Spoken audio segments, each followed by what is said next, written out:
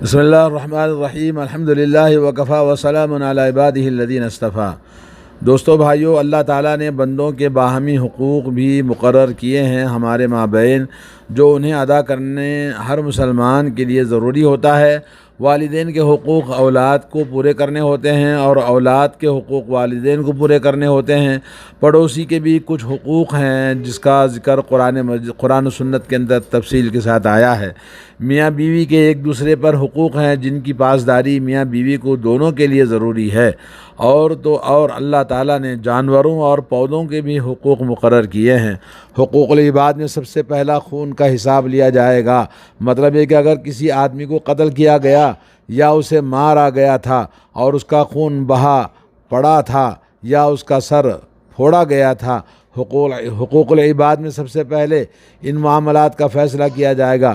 اللہ کے نبی صلی اللہ علیہ وسلم کا ارشاد ہے، قیامت کے روز سب سے پہلے لوگوں کے درمیان خون کا فیصلہ کیا جائے گا۔ سنن ابو داؤد کی حدیث، سنن مستدرک حاکم کی حدیث ہے۔ اور اسی طرح سے جو آدمی لوگوں کو پیٹتا ہے، لوگوں کو ظلم کرتا ہے، جو آدمی لوگوں پر ظلم و ستم ڈھاتا ہے اور انہیں زود و کوب کرتا ہے، قیامت کے روز اس سے قصاص لیا جائے گا۔ اللہ کے نبی صلی اللہ علیہ وسلم کا ارشاد ہے، جس نے کسی کو ازرائے ظلم کوڑے سے مارا، قیامت کے دن اس سے قصاص لیا جائے گا۔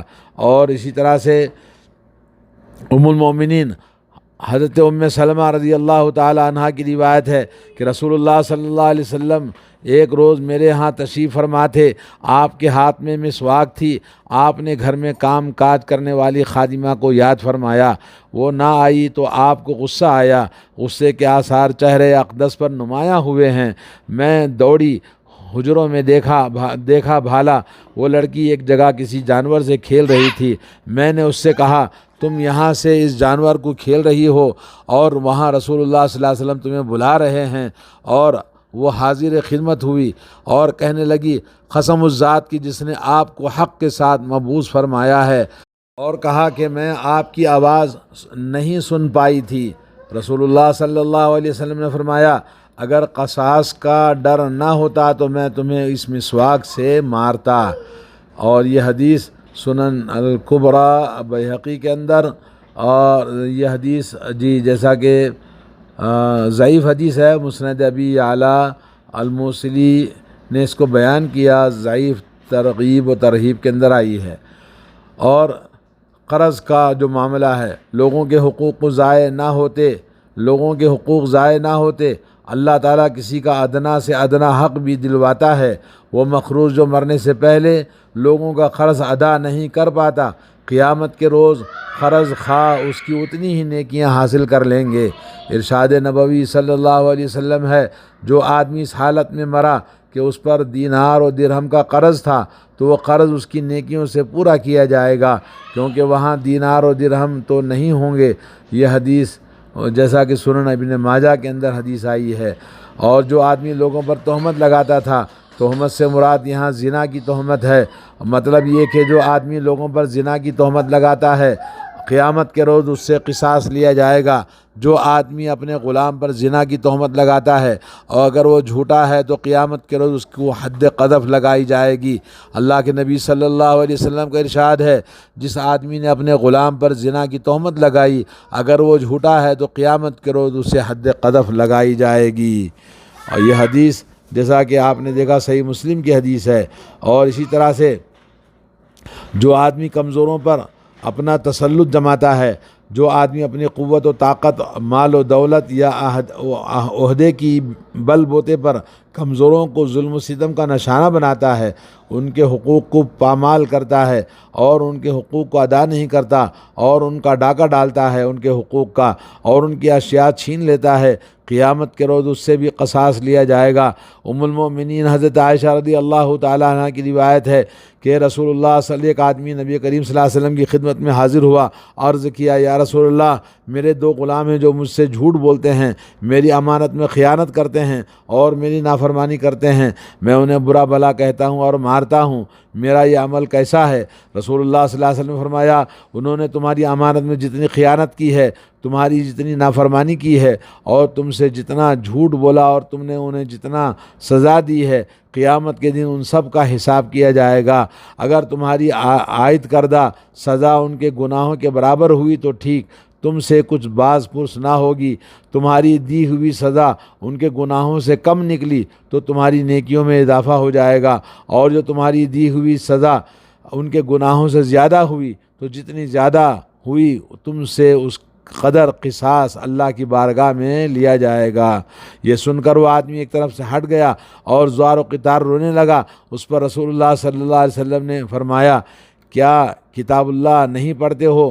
وَنَضَعُ الْمَوَازِينَ الْقِسْطَ لِيَوْمِ الْقِيَامَةِ فَلَا تُظْلَمُ نَفْسٌ شَيْئًا وَإِنْ كَانَ مِثْقَالَ حَبَّةٍ مِّنْ خَرْدَلٍ أَتَيْنَا بِهَا وَكَفَى بِنَا حَاسِبِينَ۔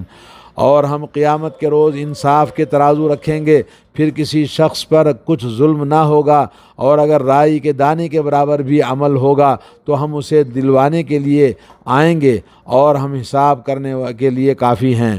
تو یہ اللہ رب العالمین کا فرمان سورہ انبیاء آیت نمبر 47۔ اور اسی طرح سے وہ آدمی کہنے لگا یا رسول اللہ مجھے تو عافیت کی یہی راہ دکھائی دیتی ہے کہ میں ان دونوں کو آزاد کر دوں، میں آپ کو گواہ بنا کر کہتا ہوں کہ وہ دونوں آزاد ہیں۔ تو یہ حدیث جیسا کہ آپ نے سنا جامع ترمذی کے اندر اور مسند احمد کے اندر آئی ہے۔ دوستو ظلم کی سنگینی کا جب یہ عالم ہے تو ہمیں ظلم سے ضرور بچنا چاہیے۔ کوئی بھی آدمی کسی پر ظلم نہ کرے۔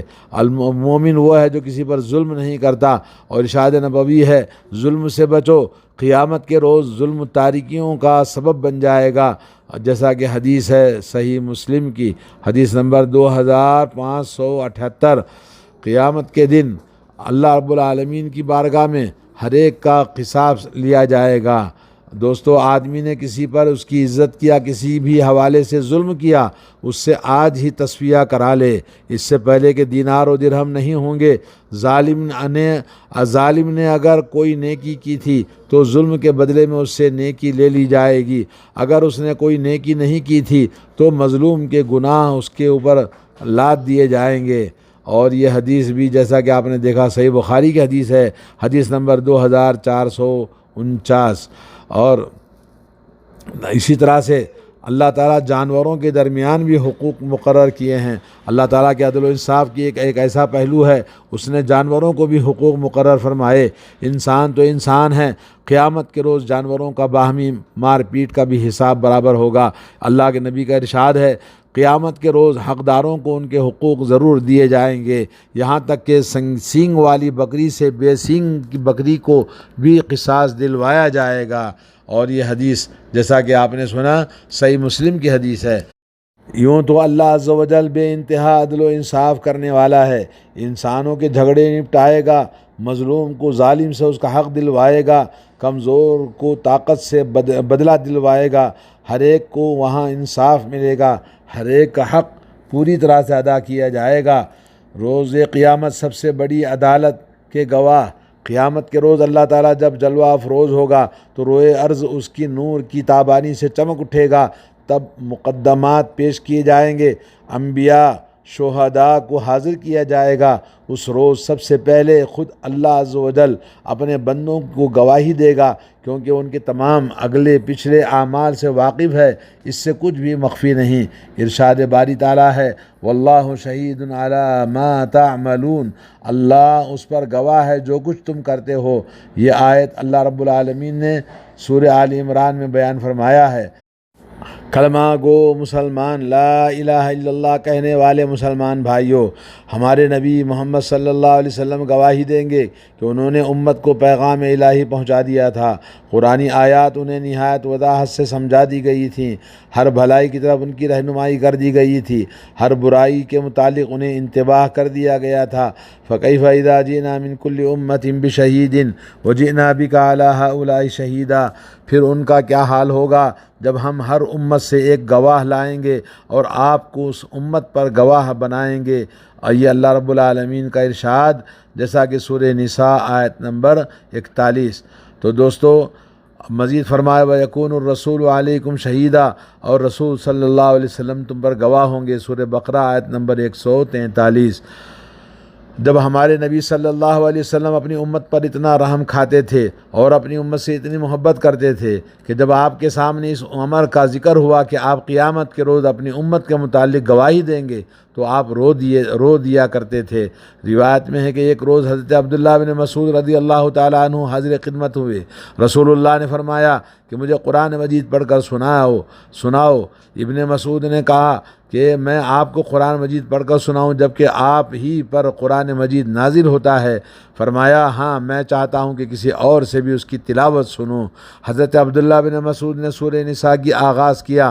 جب اس آیت پر پہنچے فَكَيْفَ إِذَا جِئْنَا مِنْ كُلِّ أُمَّةٍ بِشَهِيدٍ وَجِئْنَا بِكَ عَلَىٰ هَؤُلَاءِ شَهِيدًا، پھر ان کا کیا حال ہوگا جب ہم اور ہر امت میں سے ایک گواہ لائیں گے اور آپ کو اس امت پر گواہ بنائیں گے۔ تو آپ نے فرمایا بس کرو۔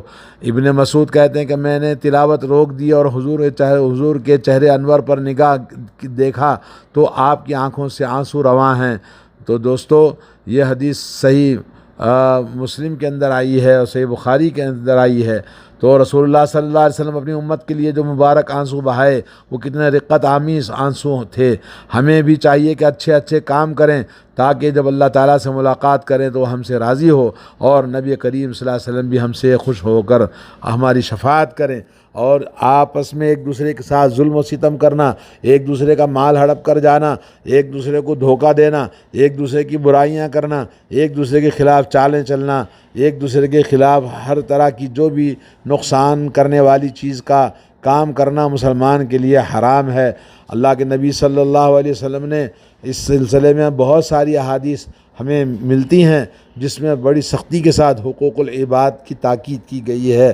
اللہ تعالیٰ سے دعا ہے کہ اللہ تعالیٰ ہم تمام کو حقوق اللہ کی اہتمام کے ساتھ، اللہ تعالیٰ اپنے حقوق کو معاف کر سکتا ہے اگر بندہ کوتاہی سے غلطی کر بیٹھے۔ حقوق اللہ معاف ہو جاتے ہیں لیکن حقوق العباد معاف نہیں ہوتے۔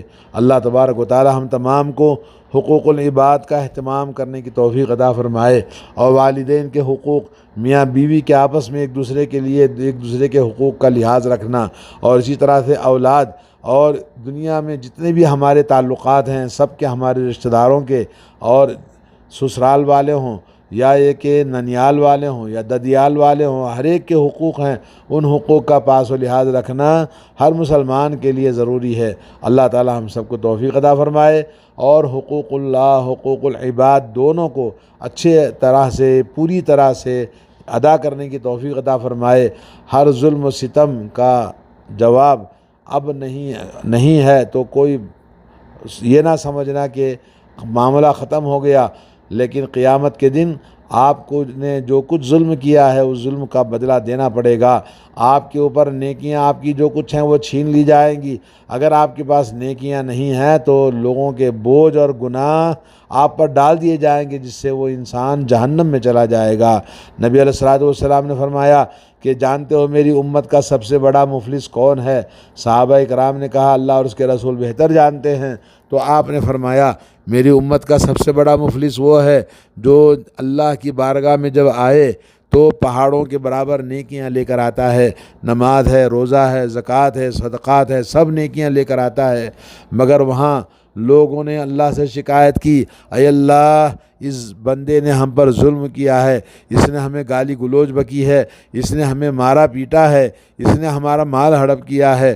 تو اللہ رب العالمین فرشتوں سے کہیں گے کہ اس کی نیکیوں کو اٹھا کر ان مظلوموں کو دے دیا جائے جن پر اس نے زیادتی کی ہے، تو نیکیاں پوری کی پوری سب کی سب ختم ہو جائیں گی، مگر لوگوں کے شکوے اور لوگوں کے ابھی داستانیں باقی ہیں۔ تو اللہ رب العالمین کہے گا کہ یہ مظلومون کے گناہوں کو نکال کر اس ظالم پر ڈال دو جو پہاڑوں کے برابر نیکیاں لے کر آیا تھا، مگر لوگوں کے گناہوں کے بوجھ ڈالنے کی وجہ سے وہ جہنم میں چلا جائے گا۔ تو آپ بتائیے اس سے بڑا مفلس کون ہو سکتا ہے؟ اس لیے دنیا کے اندر جب تک زندگی ہے اپنے حقوق کو جو کچھ ہمارے اوپر ہیں اللہ تعالی ہمیں ادا کرنے کی توفیق عطا فرمائے۔ دوستو اس کو معمولی نہ سمجھیں، اللہ کے عذاب اللہ کی لاٹھی میں آواز نہیں، اللہ رب العالمین کے عدل و انصاف ہے، اور ظلم و ستم جو کچھ بھی کرتے ہیں اس کا بدلہ ہمیں لینا اور دینا پڑے گا۔ اللہ تبارک و تعالی ہم سب کو توفیق عطا فرمائے۔ وصلی اللہ علی نبینا محمد وعلی آلہ وصحبہ اجمعین۔